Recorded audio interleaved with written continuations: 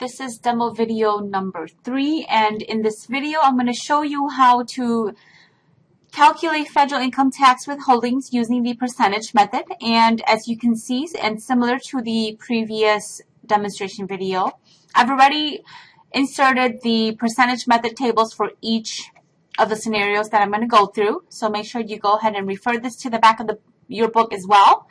Or you can go ahead and follow along here. Just make sure that you know how to utilize these tables. All right, so the percentage method is also, it's an alternative method for determining federal income tax withholdings. And if an employer decides to utilize the percentage method methods table, they must go ahead and complete a 3-step process.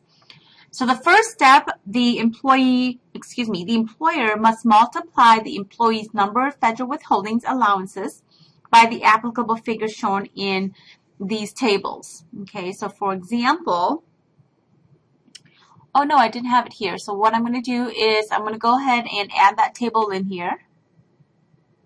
Hold on here.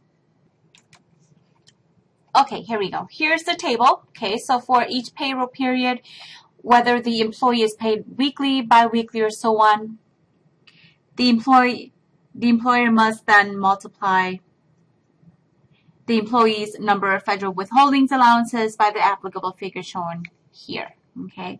In step number 2, they will subtract the step 1 results. Okay, so once they find the results of the federal withholding allowances, multiply by each allowance, they're going to subtract that from the employee's taxable pay. Okay, and I'll show those steps once I go in and demonstrate each example. And in step 3, then we're going to use the percentage method tables, which I have here, and it's also in the annual circular E that you were introduced to in chapter 1. And we're going to calculate then the federal income tax withholding based on what we found in step 2. Okay, so let's go ahead and start.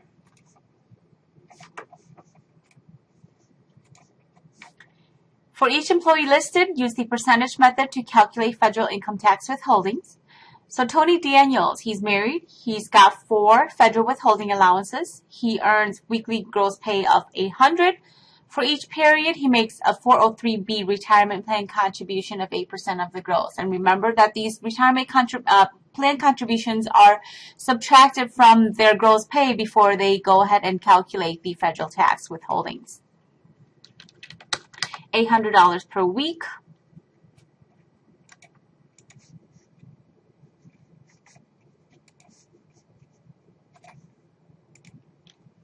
Okay.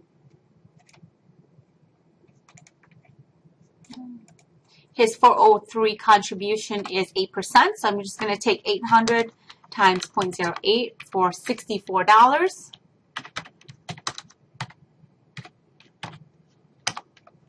Okay.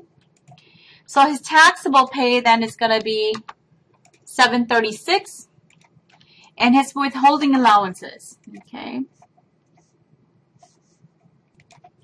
If you go ahead and look at how he's paid, which is weekly, you go in and look at the payroll period, which is weekly, and for 1 withholdings, you're going to subtract $76.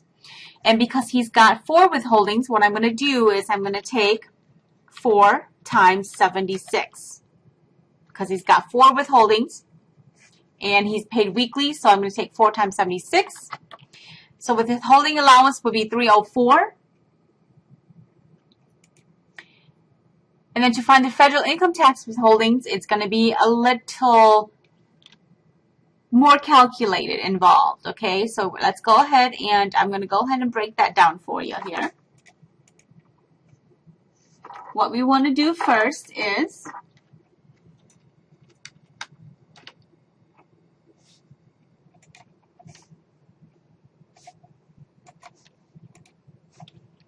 I'm going to take 1,165.50 minus. Okay, so if I go over here, because now that I've got the withholding allowances out of there, I can go ahead and take my difference. And I'm going to go over here to the married people because Gonzalez is married.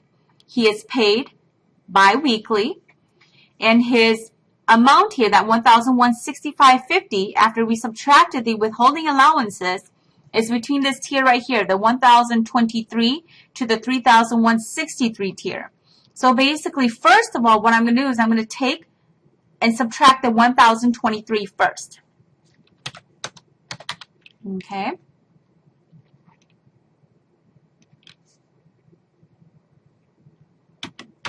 That's going to equal $142.50.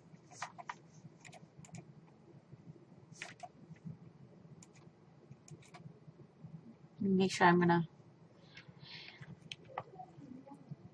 leave that stuff in here. Okay, I'm gonna take that $142.50. I'm gonna leave it here.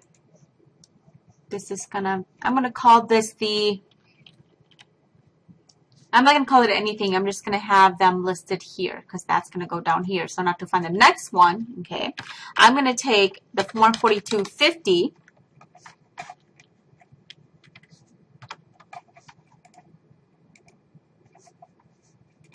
Okay, and if we look over here,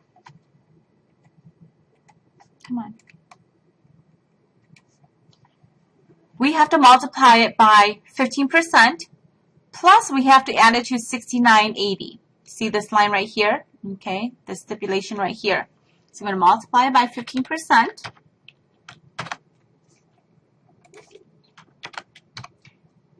Plus 69.80.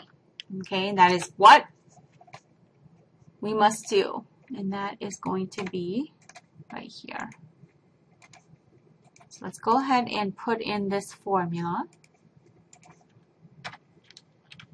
142.50 times 15% plus 69.80.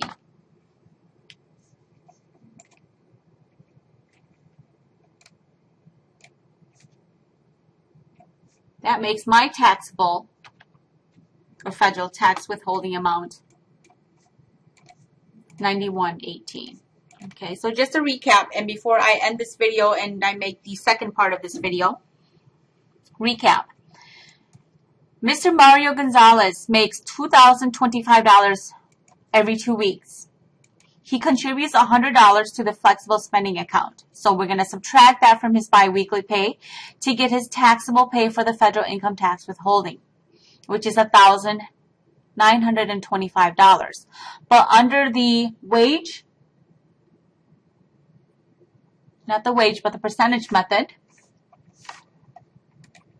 we must also take into consideration, and the withholding allowances are calculated differently. We determine that he is allowed $151.90 per allowance that he claims.